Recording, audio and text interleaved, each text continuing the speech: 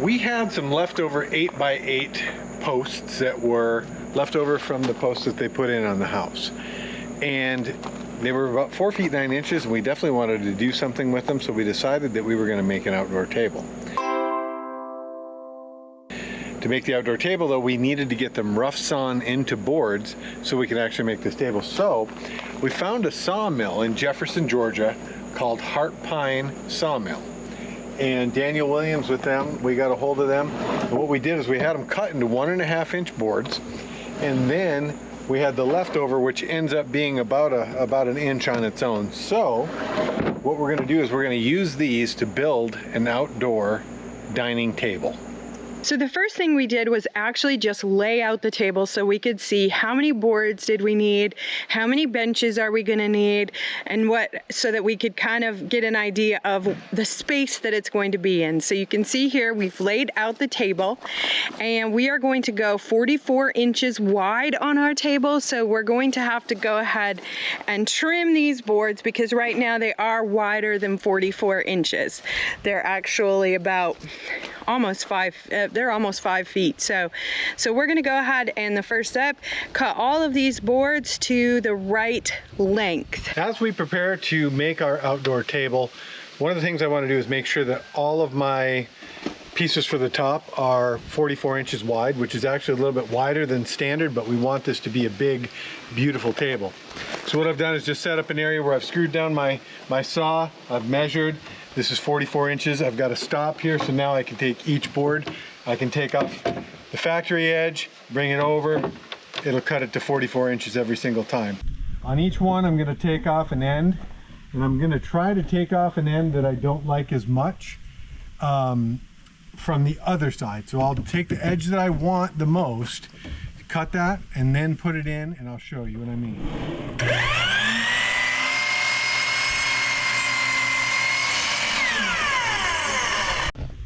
So now that I've cut this edge smooth, I'm going to use that to go up against my stop. Now, when I said I'm picking the one edge that I want the best, because look at this one. It's got some weathering on the end. So if I'm going to cut something off, I want to cut the crappier end off. But it is cedar. It's going to have cracks. It's going to have other stuff. But basically, what we're trying to do is get it as good as it can be while still keeping it rustic. So what I'm going to do is I'm going to lay these down in the order that we did, because I'm going to be alternating the grain when I glue them so that they'll kind of fight against each other and be less apt to warp. So to do the gluing, I'm going to use some Titebond 3 Ultimate Glue. And what I'm going to do is put it on a very nice flat surface with my clamps. But I'm also going to put a piece of plywood underneath because it's going to drip glue when we do it. So what I'm going to do is basically tilt all of my pieces up the way that I have already laid them, where I'm going to glue it and then lay them down and put them together. Basically, I'm going to start off with number 1. I'm going to bring it down this way, then this one's going to come this way, and each one's going to come that way from there on.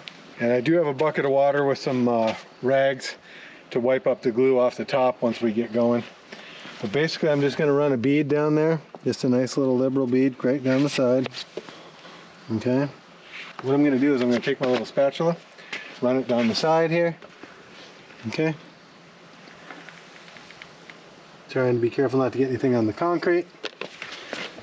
I'm going to lay this down. Bring my other piece into it. As soon as I glue this side,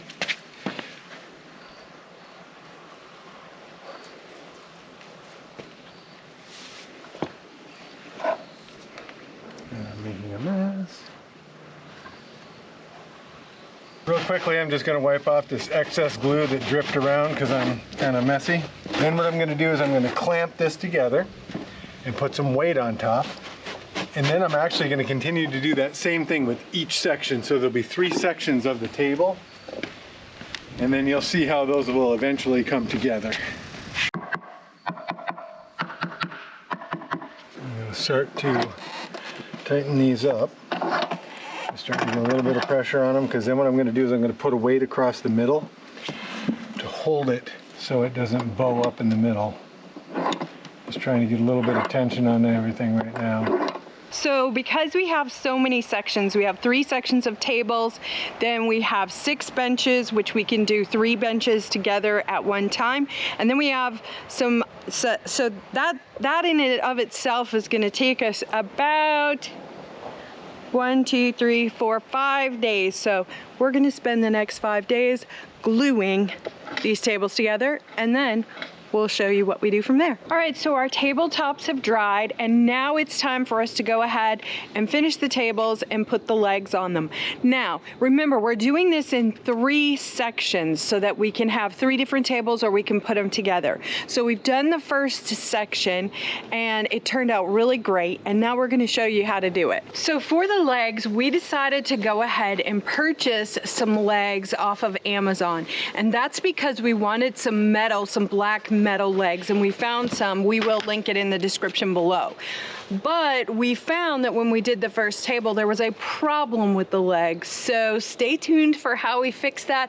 But first, we're gonna go ahead and show you the legs and how to install these legs onto the bottom of the tabletop. P90X, baby. All right, this is a pretty big tabletop. It's actually 44 inches. We wanted it wider than a standard table.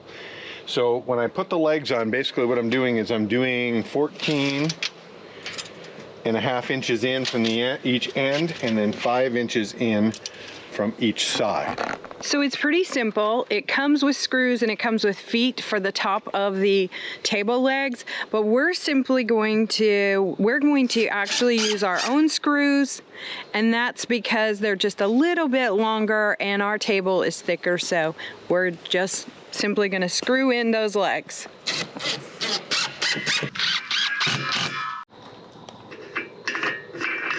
All right, so we really wanted painted black legs, but we have a problem. They're not very wide at the bottom. And our table's super wide. And our table's super wide. So it's wider than a normal table. So what we're gonna do is we're gonna create some feet out of cedar to put on the bottom. So this is our leftover cedar from the ends that came off. That's what we made the other little coffee table out of. I'm gonna rip these to 3 inches and then angle 45s to make the feet. So what we're gonna do to make sure that the table is as sturdy as it can be is the feet that we're gonna put on, we're gonna make the same size as the top, which is 44 inches. Then to make it look decorative, we're gonna put a 45 on each side so that also it doesn't grab your feet when you're going under it, so it's a little bit smoother and it looks good.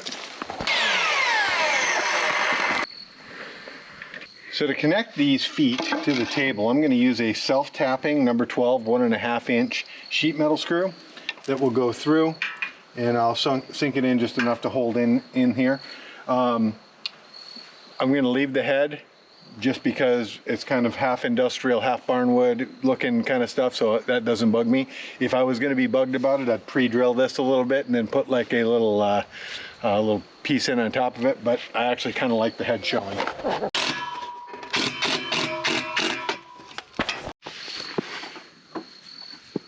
So the next step that I'm going to do is take a treated 2x4 and actually create a box around the table. And one of the reasons why I want to do that is I want to make sure that this table doesn't warp. Any wood will warp, even though I've glued it with opposite grains, it's still going to warp. I need the additional support. So what I'm going to do is I'm going to create a box around this, and I'm going to use pocket holes to screw it into the top in each individual board, so each individual board is secure into this 2x4. Now these are actually 6-foot boards, so I'm going to do a 34 incher and a 36 incher. That's the way my box is going to be, 34 inches on one side, 36 on the other. I'm marking the spots where I'm going to put my pocket holes because I want to make sure there's a screw in each board. On all the cross members. The cross members are all 34 inches. And down the sides is 36.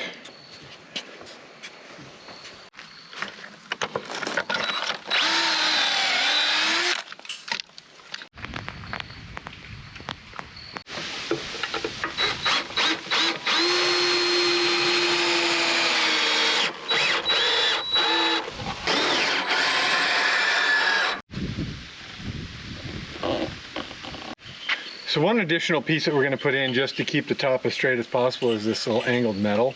We had this left over from a shipping container for our stove.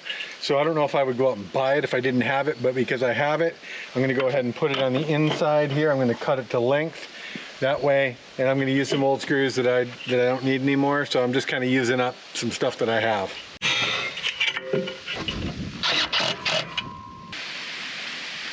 So you could leave the treated wood showing if you screwed it in from the pocket holes on the inside, but we want it to be covered in cedar, and it was actually easier to screw in from the outside, so that's why I did, because we're covering it anyway. So we're going to have cedar that will encase the whole box on the outside. Because these tables will be separate and together, we want it to look good whether it's together or separate. All right, I'm going to use my staple gun to connect this. Now you can see little holes right there. I don't care about those because this is all rough cut, but if you wanted to and you didn't want to see anything, you could either screw in from behind or you know, staple a long enough staple from behind so you wouldn't see it. But for me, it really doesn't matter. So one additional piece we're putting in is some leftover strips that we had, and you may think, wow, why do you have so many different boards holding these on?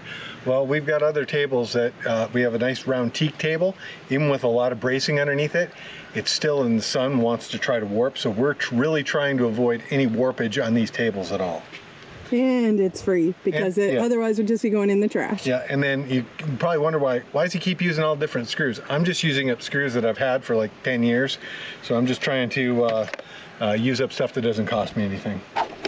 One other thing when I'm doing these bracings, if I see like there's a crack in the cedar, I'm going to put a screw on either side of that.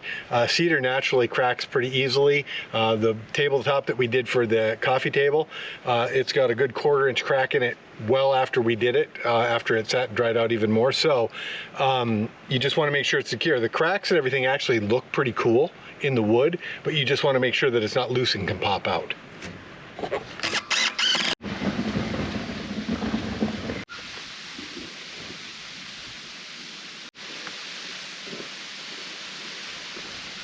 Now that we've assembled the tables, it's time to assemble the benches. And we were able to order the same style of leg for the benches off of Amazon. We'll put the link in the description below. And just like the table legs, they come with the adjustable feet and also the screws to screw them in with as well. We've already glued together the boards for the benches. So now what we're going to do is we're going to put the braces or the stands or the, I guess, the legs on each bench. So we're going to go in 8 inches off of each end and then equal distance from the side, which ends up being, I think, 1 3/4. What is it? I think it's 1 3/4.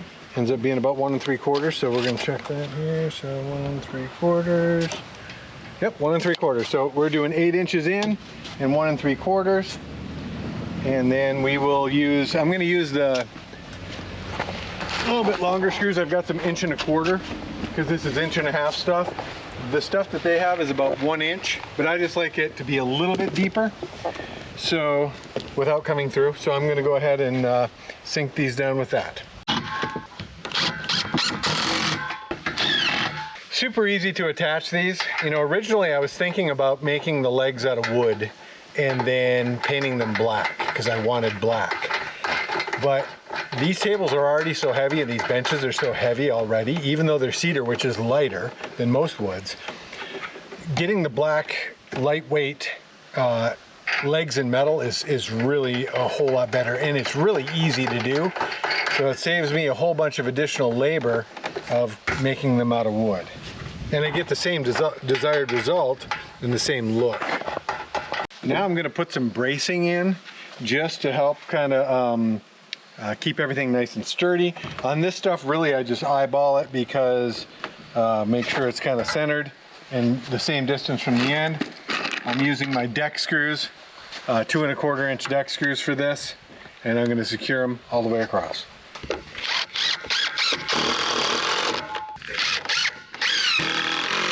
All right, so we've got this bench assembled. Now we've got 5 more to go. Here's one nice thing.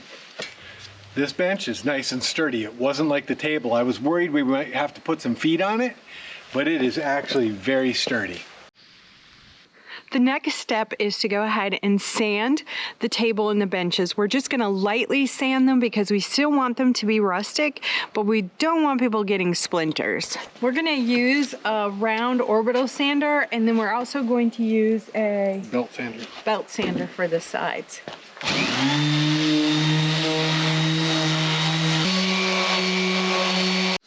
And our final step after sanding all the tables and benches is to stain the tables and the benches, and we're using the Cedar Tone Natural Super Deck Sherwin Williams stain, which is our favorite stain and matches our posts and our front door.